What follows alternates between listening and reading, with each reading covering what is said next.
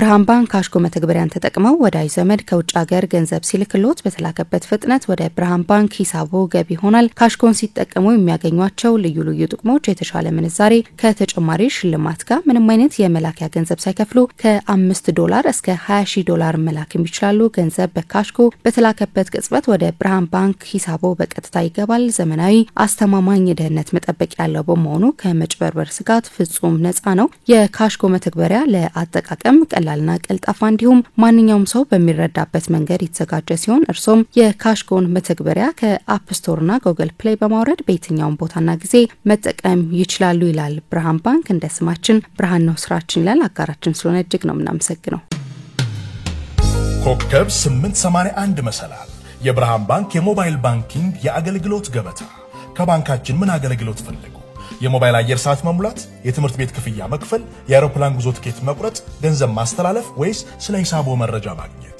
እንግዲያውስ በማንኛውም ቦታና ጊዜ ወደ ኮከብ 881 መሰላል ይደውሉና ከአገልግሎት ገበታችን መርጠው የፈለጉትን ይከውኑ። ስለ ብርሃን የሞባይል ባንኪንግ አገልግሎት ተጨማሪ መረጃ ካስፈልገው በአቅራቢያው ወደሚገኝ የብርሃን ባንክ ቅርንጫፍ ጎራ ይበሉ። ኮከብ 881 መሰላል የብርሃን ባንክ የሞባይል ባንኪንግ አገልግሎት ፈጣን አስተማማኝና ቀላል። ብርሃን ባንክ እንደ ስማችን ብርሃን ነው ስራችን። ተመልሰናል አድማጮቻችን። አደፊም 5.1 ላይ ትገኛላችሁ። ከኛ ጋር እየሆናችሁ ስለሆነ እጅግ ነው የምናመሰግነው። ትናንትና ምሽት በጀርመን የተደረገውን የኔሽንስ ሊግ የፍጻሜ ጨዋታ ያነሳን ነው የምንገኘው። የሮናልዶን ጉዳይ እንመልከት። ትናንትና ሁለተኛውን የኔሽንስ ሊግ ዋንጫ ነው ከፖርቹጋል ብሔራዊ ቡድን ጋር ማንሳት የቻለው። እንመልከተው ይህንን ጉዳይ በእድሜው ማምሻ ላይ ነው። ትናንትናም ግን ጨዋታውን ወደ ተጨማሪ ደቂቃ ደግሞ ወደ መለኛ ምቶችም ያስገባቸውን ግብ ማስቆጠር የቻለው እሱ ነውና ይህንን ጉዳይ እንመልከት። የእግር ኳስ ተጫዋችነቱ ማምሻ ቢባል ይሻላል። ምክንያቱም ሚድል ኤጅ ነው። ለማንም ሰው የእድሜውን ግማሽም አልኖረም። የስፔን ብሔራዊ ቡድን እንግዲህ ላለፉት 19 ጨዋታዎች አልተሸነፈም ነበር። ትላንትና እስኪረታ ድረስ ማርች 22 2024 በኮሎምቢያ ብሔራዊ ቡድን በወዳጅነት ጨዋታ ከተሸነፈ በኋላ ሌላ ጨዋታ አልተሸነፈም ነበር። እንግዲህ ክርስቲያኖ ሮናልዶ የፖርቱጋል ብሔራዊ ቡድን ነው ይህንን ጉዞ ያስቆመው። 221ኛ ጨዋታውን ያደረገው። እኔ አንዳንድ በቀደም ሳነሳቸው ነበር አንዳንዶቹ ነጥቦች እኔ ማይሰበሩ የሚመስሉ ሪከርዶች አሉ፣ በቅርብ ጊዜ ማይሰበሩ የሚመስሉ። ለምሳሌ እኔ በፕሪሚየር ሊግ ልበልሽ የጆዜ ሞሪኞ የ2004-5 ቡድን 15 ጎል ብቻ ነው በሲዝኑ በሙሉ የተቆጠረበት። 15 ጎል የሚቆጠርበት ሌላ ቡድን ማያ አይመስለኝም። በ38 ጨዋታ 25 ክሊን ሺት ነው የጠበቀው። 25 ክሊን ሺት የሚጠብቅ ሌላ ቡድን ማያ አይመስለኝም። የሆነ ጊዜ ሊሆን ይችላል ሪከርዶች መቼስ የሆነ ጊዜ ይፍጠንም ይዘግይ መሰበራቸው አይቀርም ይሆናል። ግን በቀላሉ ማይሰበሩ ሪከርዶች አሉ። የክርስቲያኖ ሪከርዶች እንደዛ ናቸው። ትላንትና 138ኛ ጎሉን 221ኛ ጨዋታው ነው ያደረገው። በተለይ በወንዶች አይሰበርም ይሄ። በሴቶች ከ200 በላይ ጨዋታ ያደረጉ ተጫዋቾች አሉ፣ ግን ለወንዶች ሬር ነው። 100 ጨዋታ መድረስ በጣም የላቀ የእግር ኳስ ህይወት ይጠይቃል። በተለይ ለትልቅ ብሔራዊ ቡድን 100 ጨዋታ መድረስ። አሁን ትላንት 938ኛ ጎሉ ነው በአጠቃላይ ያስቆጠረው። እንግዲህ አላማው ካልተጎዳው ለ1000 ጎል መጫወት ነው ይላል። ለነገሩ አሁን በእድሜ ገፍቻለሁ፣ ስለዚህ ረጅም ማለም አልችልም። የእግር ኳስ ተጫዋችነት ዘመኔ አጭር ቅርብ ጊዜ ሊያቆም የሚችል እንደሆነ እረዳለሁ ብሏል። እዛ ላይ ለመድረስ 62 ጎል ያስፈልገዋል። ባልናስር ቆያለሁ ብሏል፣ ወይም ስትሮንግ ኢንዲኬሽን ሰጥቷል። በተለይ ደግሞ ፕሬስ ኮንፈረንሱ ላይ ሳይሆን ሚክስድ ዞን ላይ ያው የዓለም ክለቦች ዋንጫ ላይ ጫወቱን ከጨዋታው በፊት ከአርጀንቲና ጥያቄ ቀርቦልኝ ነበር ብሎ የሪቨር ፕሌት ስም ሲነሳ ነበር እዚህ የዓለም ክለቦች ዋንጫ ላይ ስለሚሳተፍ አሁን በቀሩት 2 ቀናት በዓለም ክለቦች ዋንጫ ላይ የሚሳተፍ ቡድን እንደማይፈርም ተናግሯል ትላንትና በይፋ እና አልናስር ያስ ብሎ መልሷል። ስለዚህ በዛው በአልናስር የሚቆይ ይመስላል። 2 ዓመት ተኩል በቆየበት ጊዜ ኦልሞስት በየጨዋታው 1 ጎል ያስቆጥራል እዛ። ስለዚህ 2 ሲዝን ካሳለፈ ተጨማሪ 2 ሲዝን ከተጫወተና ባለፉት 2 ዓመታት በነበረው የማስቆጠር ሬት የሚቀጥል ከሆነ 1000 ጎል ላይ ሊደርስ ይችላል። ያው የግል ጎሉ ማለት ነው። በወል ደግሞ ከሀገሩ ጋር የዓለም ዋንጫ ማሸነፍ የሚፈልግ መሆኑ ግልጽ ነው። ትላንትና ይህንን ሁሉ ክብር ያሳካ ተጫዋች የመለያ ምቶቹ በሚመቱበት ጊዜ ማየት እንኳን አልቻለም። በጣም የቅርብ ጓደኛው ነው ዳሎ በማንቸስተር ዩናይትድ አብሮ 1 ዓመት ተኩል ገደማ ካሳለፉ በኋላ የቫኬሽን ጊዜያቸውን ጭምር አብረው ነው የሚያሳልፉት። በሱ ጀርባ ላይ ተደብቆ ነው የመለያ ምቶቹ ሲመቱ ያየ ነበር። ወይም ካሸነፉ በኋላም እንባው ሁሉንም ነገር አቺቭ ያደረገ ተጫዋች ያ የሚንቀለቀል ረሃብ አለ። እነዚህን ተጫዋቾች ከሌሎቹ ተጫዋቾች የሚለያቸው ያ ሁሉ ስኬት ከመጣ በኋላም ስኬትን የማይጠግቡ መሆናቸው እና ለአዲስ ድል የሚራቡ መሆናቸው ነው። ሁሉም ሰው የሚለው ነገር ነው ይሄ። ትላንትና 40 ዓመት ከ17 ሳምንት ከ7 ቀን ነበር እድሜው። ራሱ ያው እኔ the greatest of all time ነኝ ይላል ክርስቲያኖ። ስለ ራሱ ለመናገር ምንም ችግር የለበትም። ግን በሀገሩ ዲቤት ልታደርጊው ፔሌ ነው፣ ማራዶና ነው፣ ሜሲ ነው፣ ሌላ ስም ሊጠቀስ ይችላል።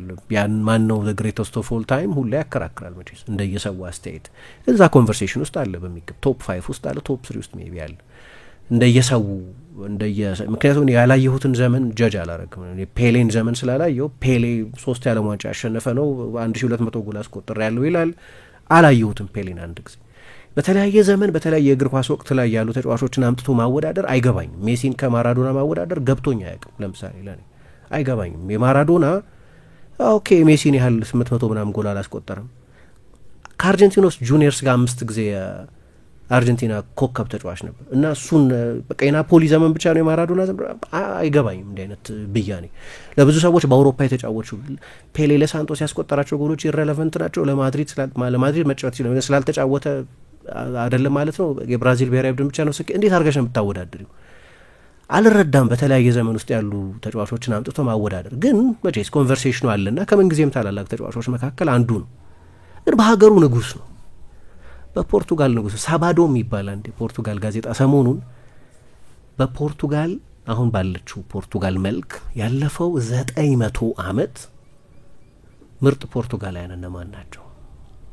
የ900 ዓመት የአንድ ሴንቸሪ ምናምን የ9 ሴንቸሪ 1 ሚሊኒያ ሊሞላ 1 ክፍለ ዘመን ነው የሚቀር እና አንደኛ ንጉስ አልፎንሶ ኤንሪክ የሚባል ሰው በ12ኛው መቶ ክፍለ ዘመን የነበረ አሁን ያለችዋን ፖርቱጋልን ፎርም ያደረገ ንጉስ እሱ ቀዳሚ ሆነ። 800 ዓመት ምናምን በፊት ወደ ኋላ የነበረ ሰው ነው። የጊዜውን ርዝመት ማሰብ ያስፈልጋል። ይሄ ሰው ሳንታሬምና ሊዝበንን ከሌሎች ወራሪዎች የቀማ የፖርቱጋልን ኢንዲፔንደንስ ሊዮን ከሚባል ሌላ ሀገር ያረጋገጠ አዲሱን ፖርቱጋልን የሰራ ንጉስ ነው። ከዛ ሉዊስ ቫስ ዴ ካሞዮስ የሚባል በ16ኛው ክፍለ ዘመን የነበረ የብራዚልና የፖርቱጋልን ሊትሬቸር ተጽዕኖ ያሳደረ አንድ በጣም የታወቀ ሰው አለ። ትልቅ ገጣሚ ነው። እንዲያውም የፖርቱጋሉ ሼክስፒር ይሉታል። ከነ ሚልተን ከነ ቮንደል ከነ ሆሜር ጋር የሚቀመጥ ሰው ነው። እሱ አለ እዚህ ውስጥ እና በኋላ ራማልሆ ኤናየስ የሚባል ባለፈው ክፍለ ዘመን የፖርቱጋል የመጀመሪያው በነጻ ምርጫ የተመረጠ ጠቅላይ ሚኒስትር ብዙ የኢኮኖሚና የፖለቲካ ሪፎርሞች ያደረጉ አሁንም በህይወት አሉ 90 ዓመታቸው እና ማሪዮ ሶዋሬስ። አሁን እነዚህ በሙሉ ምንድናቸው? ነገስታት፣ ትልልቅ የስነ ጥበብ ሰዎች፣ ጠቅላይ ሚኒስትሮች ፖርቱጋልን የሰራ አንድ ኳስ ተጫዋች እንደዛ ይባላል አይደል? በቃ ጥሩ ኳስ ተጫዋች ነው፣ ኢንፍሉዌንሻል ሊሆን ይችላል፣ ብዙ ትውልድ ኢንስፓየር ሊያደርግ ይችላል፣ አንድ ነገር። ከነዚህ ቀጥሎ የክርስቲያኖ ሮናልዶ ስም ነው ያለው። በ900 ዓመት የፖርቱጋል ታሪክ ውስጥ the greatest ፖርቱጊዝ የአንድ ሚሊኒየም ነው። የአንድ ባለፈው 100 ዓመት ምናምን አይደለም። በፖርቱጋል እንዴት እንደሚታይ ለመግለጽ ነው ይሄንን ሪሰርች ማመጣው። ቅርብ ጊዜ የተደረገ ነው። ቅርብ ጊዜ የተሰበሰበ ፖል ሳባዶ እና ትልልቅ ሰዎች ዩኒቨርሲቲ የታሪክ ምሁራን ሳይቀር ተሳትፈውበታል። ነገስታት ፖርቱጋልን ፎርም ያደረጉ ፖርቱጋል የምትባለዋን ሀገር የሰሩ ሰዎች ናቸው እነዚህ። እግር ኳስ ተጫዋች ብቻ ነው። ሰዎች አንዳንድ የእግር ኳስን ሲያቀሉት በሰዎች ህሊና ውስጥ ያላቸውን የተጽዕኖ ወሰን አያስቡት። ስለ ነገስታት የፖርቱጋል ሼክስፒር ስለሚባል በሉዞፎን ቋንቋ የሼክስፒርን ያህል ተጽዕኖ ፈጥሯል የሚባል ሰው ነው አንደኛው ገጣሚው። ሌሎቹ ሁለት ትልልቅ ጠቅላይ ሚኒስትሮች ናቸው። አንደኛው ጠቅላይ ሚኒስትር ፖርቱጋልን የአውሮፓ ህብረት አባል ያደረጉ ወደ አውሮፓ ህብረት የጋራ ገበያ ያስገቡ ሰው ናቸው። ክርስቲያኖ ለፖርቱጋል ይሄ ማለት ነው። ዛሬ ጫማ ቢሰቅል በሌላው ዓለም ዲስፒዩት ቢኖር ማን ነው የምን ጊዜ ምርጡ ተጫዋች ነው የሚለው ለኔ ማይረባ ክርክር ቢሆን ያ ክርክር ጉንጭ አልፋ ክርክር ነው። አንደኛ በሰብጀክቲቭ ነው በጣም ሰው እንደየራሱ የእግር ኳስ የማየት ጣም ነው። ክርስቲያኖ የሚል ሰው የራሱ በቂ ምክንያቶች አሉት። ሜሲ የሚል ሰው የራሱ በቂ፣ ዲስቴፋኖ የሚል ሰው የራሱ በቂ ምክንያት አለው አይደለም ሌሎች። ዲስቴፋኖ ፕላቲኒ የሚል ሰው የራሱ ምክንያት አለው። ዚዳን የሚል ሰው የራሱ ምክንያት አለው። ሶ አትለትስማሚበት አትችይም በዚህ ክርክር። ግን ቢያንስ በሀገሩ እንደዚህ ነው እና ሮቤርቶ ማርቲኔዝ ከመጡ በኋላ ደግሞ ለፖርቱጋል ብሔራዊ ቡድን እንደው ስታቲስቲካል በሆነ ነገር ብቻ ካየሹ አልጠበቅንም። በኋላ እንደተናገሩት የፖርቱጋል ኤፍኤ ሰው ናቸው። መጀመሪያ ወደ ሳውዲ ሄደህ ክርስቲያኖን አናግር ያሉኝ አሉ እና ሰርቷል ቢያንስ እስካሁን። ምክንያቱም የ2022 የዓለም ዋንጫ ሲያበቃ ልክ ከዛ የሞሮኮ ሽንፈት በኋላ በእንባ በጣም ስሜት በሚነካ መንገድ ሲወጣ የክርስቲያኖን የፖርቱጋል ብሔራዊ ቡድን መጨረሻም እያየን ይመስል ነበር። ለሮናልዶ ግን አላበቃም። ምክንያቱም የትላንትናውን ጎል ጨምሮ ባለፉት 25 ጨዋታዎች አሰልጣኝ ሮቤርቶ ማርቲኔዝ የፖርቱጋል ብሔራዊ ቡድን ኃላፊነትን ከተረከቡበት ጊዜ ጀምሮ በነዛ 25 ጨዋታዎች 20 ጎል አስቆጥሯል። በሳውዲ ነው የሚጫወተው። ኦኬ ጨርሷል። ኦኬ ሜቢ ግን ከነዚህ ጨዋታዎች መካከል ለምሳሌ ፈርናንዶ ሳንቶስ ነበሩ የመጨረሻው አሰልጣኝ የነበሩት። ፈርናንዶ ሳንቶስ ነበሩ እና የመጨረሻዎቹ 2 ጨዋታዎች ላይ ቤንች ነበር። የራሞስ ቤንች ነበር። ተቀይሮ ነው የገባው ከሞሮኮ ጋር። በመጨረሻዎቹ 14 ጨዋታዎች 3 ጎል ነበር ያስቆጠረው በእኛ አሰልጣኝ ስር። ስለዚህ መጨረሻውን እያየን ቢመስለን እንደዛ ይመስል ስለነበር ነው። ግን ክርስቲያኖ እንደዛ በጓሮ በር መውጣትን አይፈቅድም። የአቲቲዩድ ነው ዩኒክ የሚያደርገው እና ሁሉም ሰው ማንም ጋዜጠኛ ይሁን ቴክኒሽያን ይሁን አስተማሪ ይሁን ማንም ሰው እንደ ኢንስፓይሬሽን ቴክኒሽያን ላይ ይሄንን ያዩት ስለሆነ እና ሁሉም ሰው ኢንስፓየርድ የሚሆንበት አይነት ሰው ነው። ብዙ ሰው ለምንድን ነው ክርስቲያኖን የምትመርጠው ሲባል አንዱ የሚለው ሜንታሊቲው ያንን የሚቀበል አይደለም እና በየቀኑ የእሱን ስቶሪ መስማት የሆነን ሰው ኢንስፓየር እንዲያደርግ ያደርገዋል። አንድ ሞሜንቶ ሞሪ የሚሉት ነገር አለ ላቲኖቹ፣ ሞት ቅርብ ነው አይነት ነገር። የሆነ ጊዜ መቼስ ሰው ነውና እንደ ሰው ባይመስልም የሆነ ምክንያቱም ባዮሎጂካሊ ሲታይ 29 ዓመቱ ነው ባዮሎጂካሊ ኤጁ ምናምን ይባላል። አሁንም በጣም ስትሮንግ ነው። ሜቢ ለኤሊት እግር ኳስ ምናምን ለቻምፒየንስ ሊግ ትልልቅ ጨዋታዎች ምናምን ያ አብቅቷል። ኦኬ ግን ሬከርዱን ብታይ ለምሳሌ በአልናስር በ111 ጨዋታዎች 99 ጎል አስቆጥሯል። ነው በየጨዋታው አንድ ጎል እንደማለት። በፖርቱጋል ብሔራዊ ቡድን ግን እንደገና እንደመወለድ የሚመስለው ለምንድን ነው? ካርሎስ ኪሮዥ፣ ቢግ ፊል፣ ፊሊፔ ስኮላሪ፣ ቤንቶ፣ ፌርናንዶ ሳንቶስ እነዚህ ሁሉ አሰልጥነውታል አይደለም? በአንዳቸውም አሰልጣኝነት ዘመን 0.8 ጎል በአቬሬጅ አስቆጥሮ አያውቅም። አሁን 39 ዓመቱ ከሆነ በኋላ ማሰልጠን በጀመሩት አሰልጣኝ ስር ግን ያንን አድርጓል። አሁን በጠቅላላ ጨዋታውን ካየሹ የክርስቲያኖ ሮናልዶን ፐርፎርማንስ እንደሙሉ በጥቅል ካየሹ ለምሳሌ ድሮ ሚነካውን ያህል ኳስ አይነካም። ለምሳሌ አንዳንዱ ነገር ልጥቀስ። ትላንትና 16 ፓስ ነው ያደረገው፣ 13ቱን በትክክል ሰጥቷል። በቀደም 15 ፓስ ነበር ያደረገው፣ 13ቱን በትክክል ሰጥቷል። ግን በጠቅላላ በጨዋታ ላይ ያለው ተሳትፎ በ2019 ለምሳሌ በየ90 ደቂቃው ለፖርቱጋል ሲጫወት ብቻ ያለውን በወስድ 57 ጊዜ አካባቢ ኳስ ይነካ ነበር። በ2022 እንኳ የዓለም ዋንጫ በተደረገበት ዓመት እንኳ 40 ጊዜ ኳስ ይነካ ነበር። አሁን 30 ጊዜ ነው የሚነካው። ታች የሚባለው የፓሱ ከዛም በየጊዜው በቃ ለፖርቱጋል ብሔራዊ ቡድን ሲጫወት እያነሰ ይመጣል። ሚኒማሊስት ነው። 2017 ላይ ወደ 40 ገደማ ፓስ ያደርግ ነበር። አሁን በአቬሬጅ 19 ፓስ ነው የሚያደርገው። አሁን ያለፉት 2 ጨዋታዎች እንኳን 31 ፓስ ነው ያደረገው በሁለት ጨዋታ። ኦልሞስት ሁለቱንም ጨዋታዎች 99 ደቂቃ ገደማ ተጫውቷል። ሊያልቅ ሲል ሁለቱንም ጨዋታዎች የጨረሰው ግን ምን ሆነ? ትንሽ እንካ እንጂ እያንዳንዱ ንክኪ ዴንጀረስ ነው። ሌስ ኢዝ ሞር ነው። ለዛ ነው አሁን በቃ አንድ ነው የሚፈልገው፣ አንድ ቅጽበት ነው የሚፈልገው። 40 ኳስ አይነካም። በየሜዳው በሁሉም የሜዳ ክፍል እየሄደ ድሪብል አያደርግም እንደዚህ።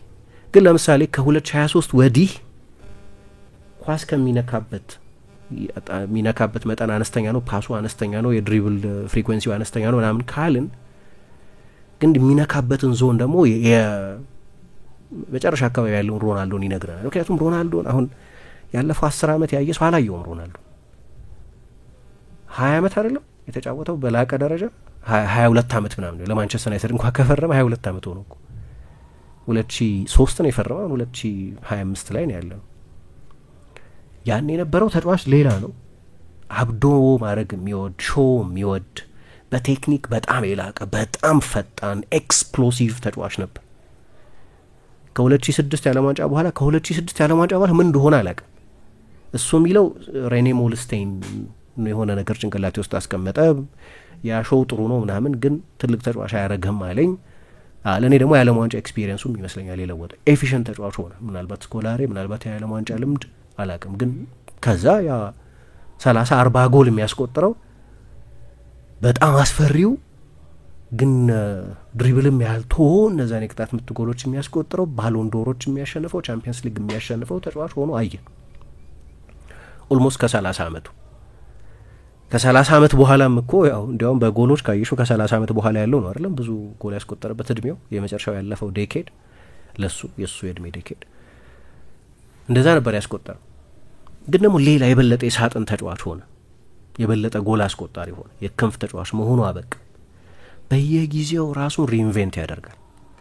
አሁን ሮናልዶ የሆነ በጣም የሚጠቀስ ንግግር ምናምን ላይ ነገር ይችላል፣ ኮተብል ንግግር ላይ ነገር ይችላል። እኔ ይሄ ትራንስፎርሜሽን በጣም ጂኒየስ መሆኑን ነው ግን የሚያሳይ።